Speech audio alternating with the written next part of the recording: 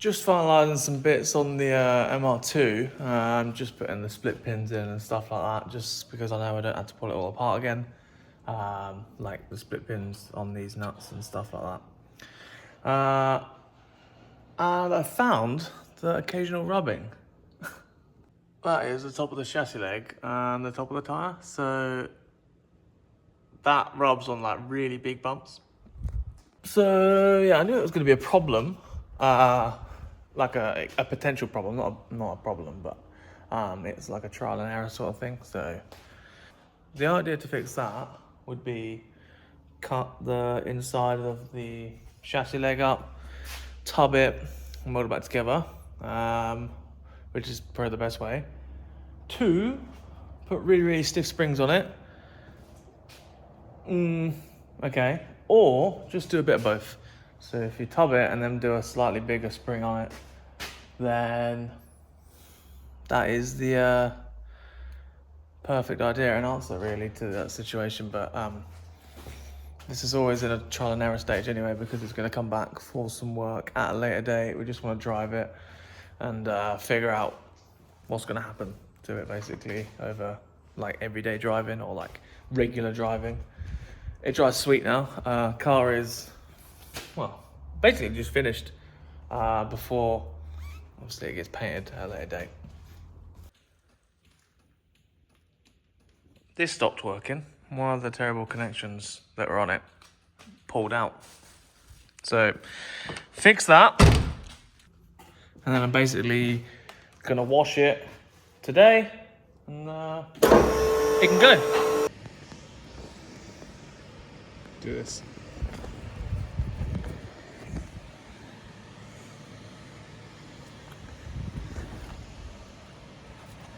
Bone dry. What? No way.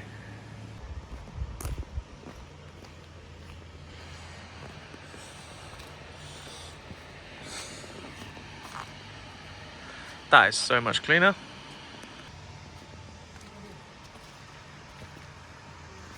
Now, this is not even because I'm sponsored, right? But that genuinely made my life so much easier cleaning the car with some real products.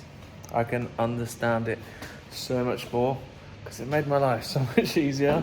But yeah, just thought I'd let you know on that. Hopefully by the end of the week, I should have the parts for this. So we can continue on with that. This, I don't want to talk about, I hate it. It's a horrible car. This, I'm about to put on the ramp and I'm gonna, well, crack on and finish all the little bits that I've been putting off for ages because I hate rush repair. But we're gonna get this back done, ready to go, so we can have it back. And I can have another car space in here. And I forgot to say, this car here is in for a bolt-in cage.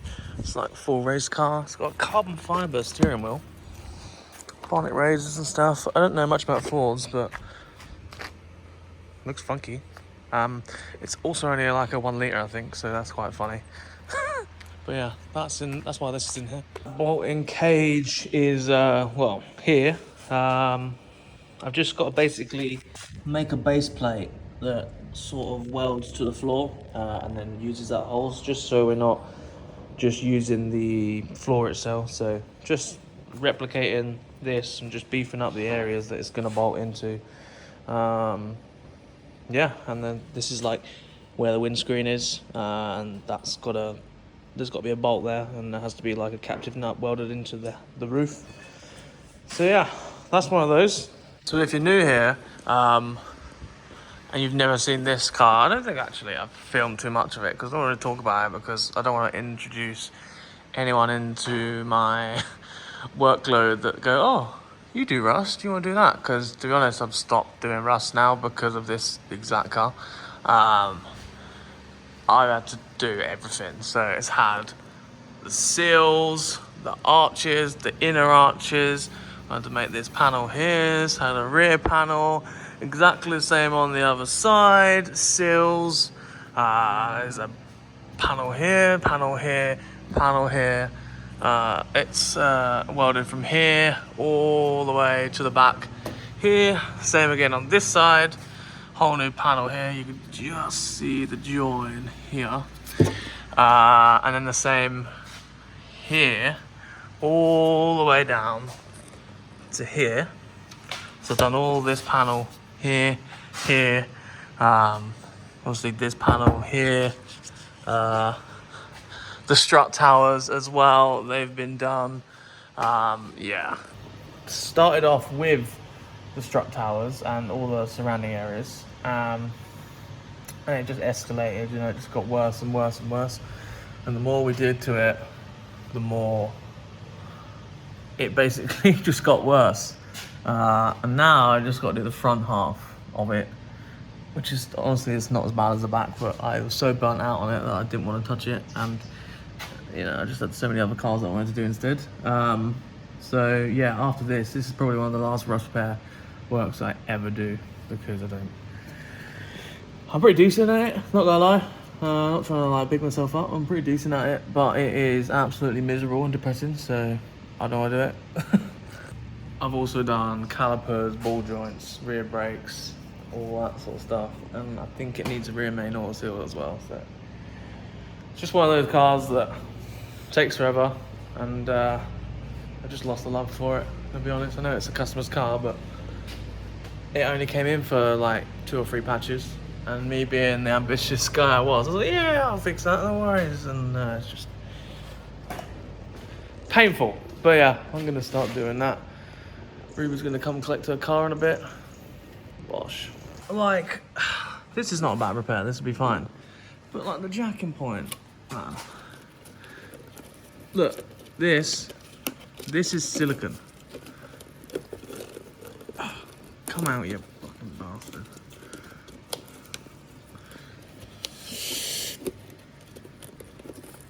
Look! Motherfuckers, man. This is what I mean. Everyone's, oh, it's not that bad. And then it's fucked. Every time. You know what I mean? And now, I've just ripped my glove. Look. Cunts. Fancy ball.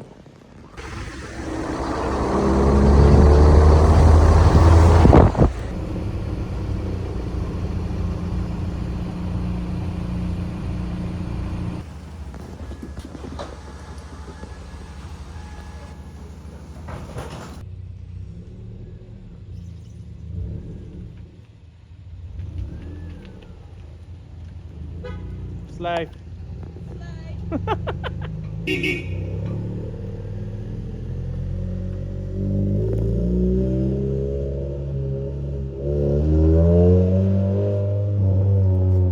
As you've seen in these last couple of clips, Ruby took her car yesterday.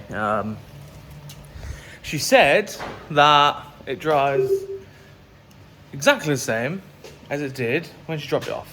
So theoretically, in my opinion, that's what I call a win, because it drives exactly the same as it did before it left. Even though the tolerances are like 1 mil away from the arch and etc, etc, etc. Yeah, epic. I was doing this and then I inconveniently ran out of welding gas, which is extremely annoying, because for once I was actually into gear, getting ready to finish this thing off. Literally needs to last couple of welds, and then I ran out of gas, so now I need to go get gas tomorrow and then redo it. Ugh. And the only thing is that I gotta go get gas, and it's like 15 minutes of welding left until I could seal everything underneath, and then it's the case of redoing the brake lines, bleeding the brakes, putting a fuel tank in, just tidying little odds and ends up, and then put the interior in. Get gone. Get gone. Mint. And this is finally going tomorrow. So what I'm going to do is fill this car with all the bits that came with the car, put them inside, and then that's ready to go tomorrow morning when the gentleman comes over and collects it. Happy days. And this is a Wednesday now, and tomorrow will be Thursday, and then the car will be here, and this video will probably come out on Monday. So hopefully you've already seen the video on Friday. Hopefully it was good. Filming for future Josh.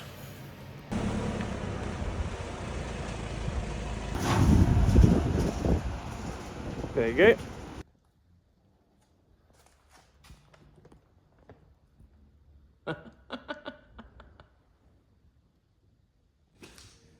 I'm just sorting out a couple of little bits on this old car.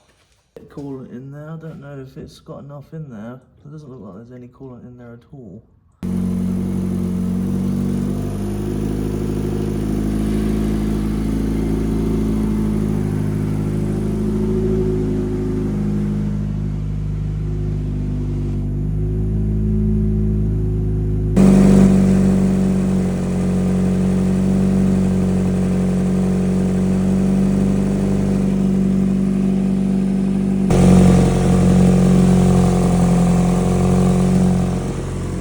Let's have a look.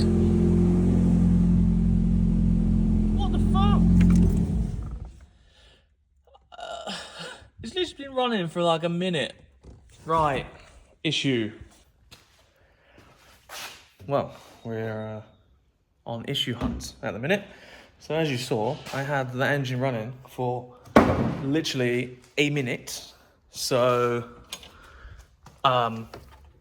it shouldn't be in the red. So that's a lie, I do believe. It's a little warm. Do you reckon the thermostat is blocked? I've got an idea. I'll undo this bleed nipple, and if water comes out of there, then we know that the thermostat is not blocked.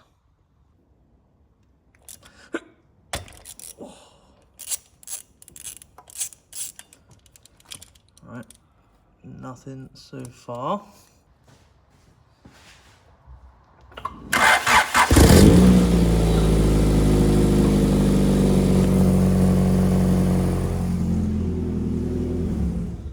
So, thermostat's not blocked. It's not even warm, man. What's going on? Alright, we've got two temperature sensors. I'm gonna take this one off. And if it starts creeping down, it might be a temperature sensor issue. So if I plug this temperature sensor in now and it rockets up to hot, I'm gonna say the temperature sensor has it's shit, like basically earthing it out and not giving you a correct reading. So let me see.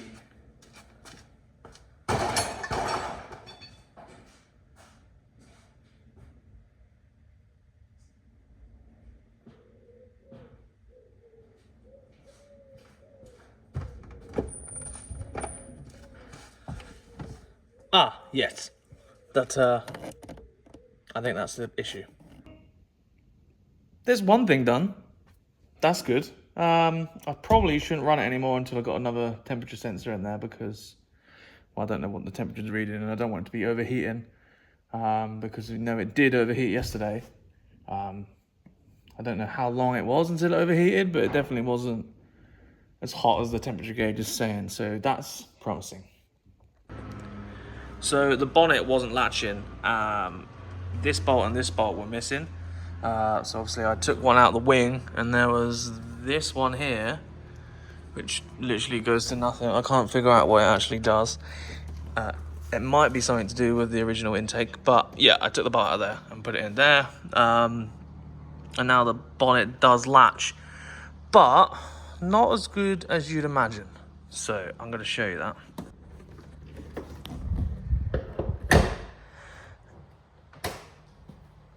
Right, so that's latched. It doesn't fit terrible. Like, I think it might be something to do with the pop-up headlights more than anything, but the bonnet is a little bit high here, and this side it's pretty much the same. It's a little bit high here, so now I was looking around the side, and I was like, what's going on here?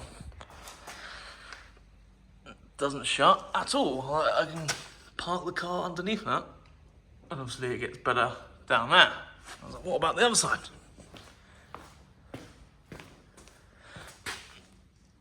Same, but not so bad. I know the problem. The hoses are hitting the bonnet, both sides.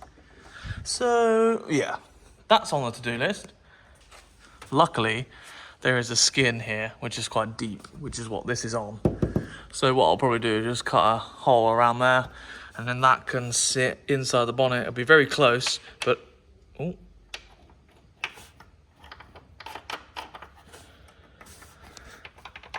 Probably do those up as well. But yeah, cut the bonnet, and that shouldn't hit the bonnet, and then the bonnet shall shut perfectly. These ones are tight.